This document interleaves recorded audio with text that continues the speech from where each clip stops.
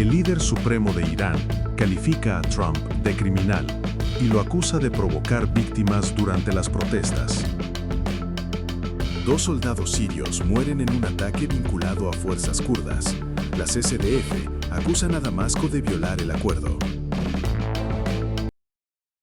El líder supremo de Irán, Ali Jamenei, arremetió públicamente el 17 de enero contra el presidente de Estados Unidos, Donald Trump, acusándolo de ser responsable de las víctimas, los daños y las campañas de difamación contra el pueblo iraní durante la reciente ola de disturbios. Al dirigirse a una multitud en un acto religioso, Jamenei formuló estas críticas después de que el presidente Trump agradeciera a las autoridades iraníes por haber cancelado las ejecuciones.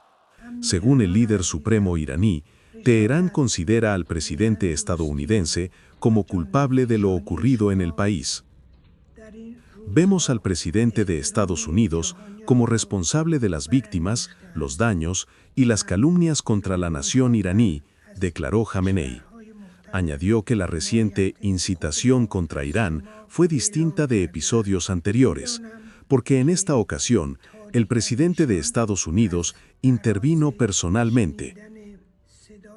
Jamenei continuó acusando a Washington de intentar tragarse a Irán. Afirmó que los disturbios recientes fueron una rebelión instigada por Estados Unidos, pero que fue derrotada por el pueblo iraní.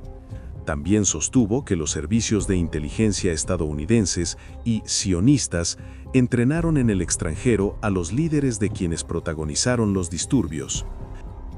Estas duras declaraciones reflejan el creciente nivel de confrontación entre Teherán y Washington, en un contexto en el que Irán acusa reiteradamente a fuerzas externas de estar detrás de la inestabilidad interna, mientras que Estados Unidos rechaza esas acusaciones.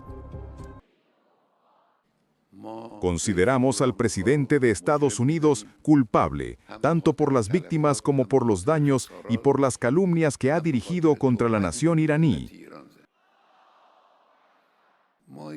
La naturaleza de esta sedición, una sedición impulsada por Estados Unidos, es totalmente clara. Los estadounidenses planearon y actuaron. El objetivo de Estados Unidos, y lo digo con claridad y de manera inequívoca, tras más de 40 años de experiencia en la República Islámica, es tragarse a Irán. En el pasado, cuando en el país se producían sediciones como esta, y hemos tenido muchas, solían intervenir la prensa estadounidense o políticos de segunda línea de Estados Unidos o de países europeos.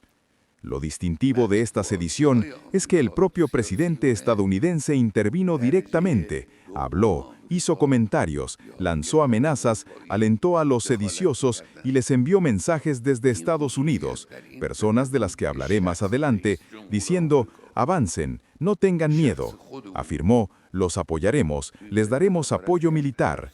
Es decir, el propio presidente estadounidense entró en la sedición y pasó a formar parte de ella.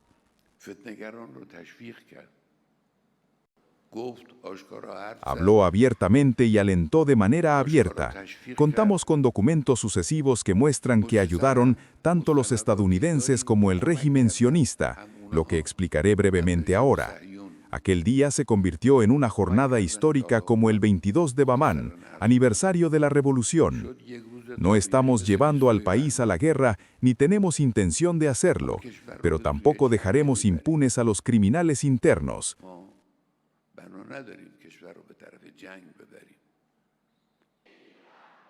Más peligrosos que los criminales internos son los criminales internacionales, y tampoco los dejaremos en paz. Este asunto debe seguirse por las vías adecuadas y de la manera correcta.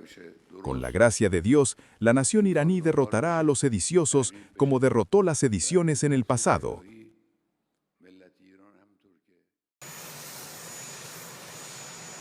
Antes de eso, el presidente de Estados Unidos, Donald Trump, hizo declaraciones públicas que fueron consideradas como un factor que contribuyó a aumentar la tensión con Teherán.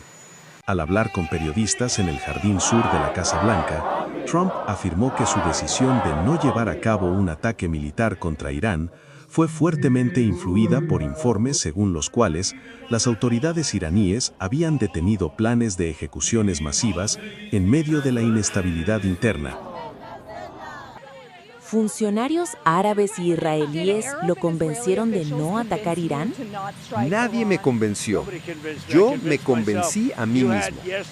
Ayer tenían programadas más de 800 ejecuciones, pero no ejecutaron a nadie.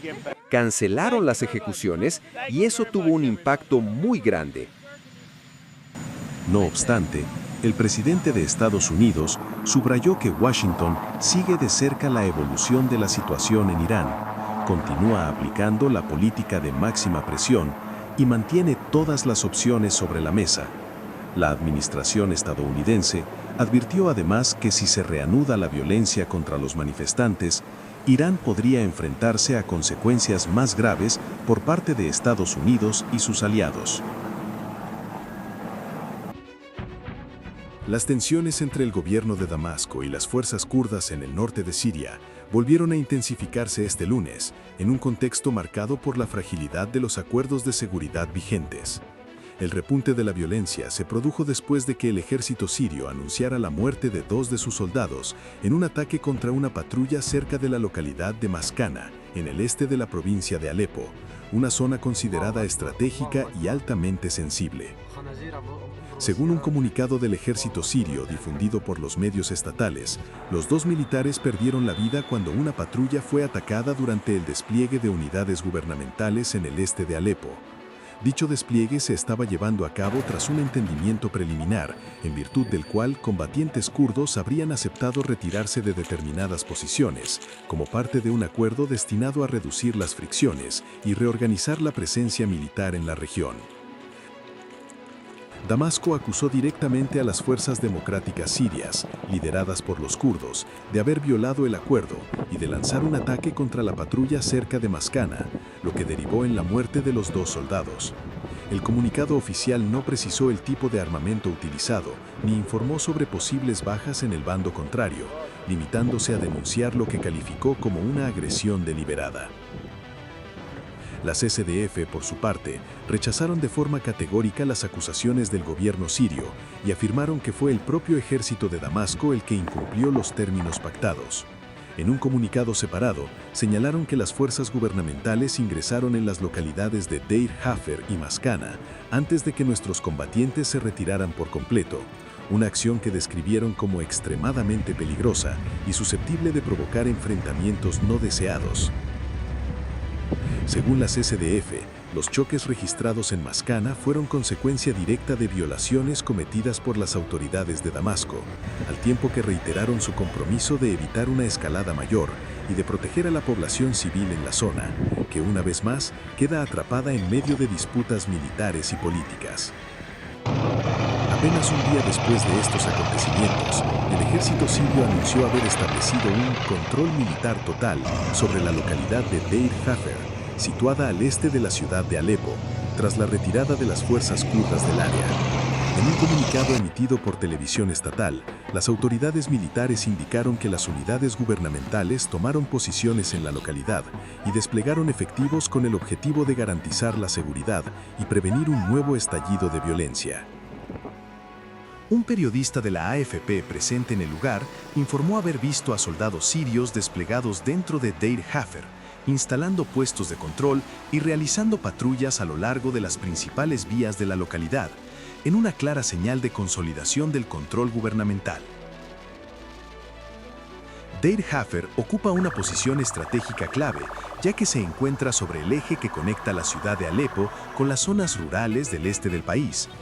A lo largo de los años de conflicto, la localidad cambió de control en varias ocasiones y se convirtió en un foco recurrente de enfrentamientos entre las fuerzas del gobierno sirio, distintos grupos armados y las fuerzas lideradas por los kurdos.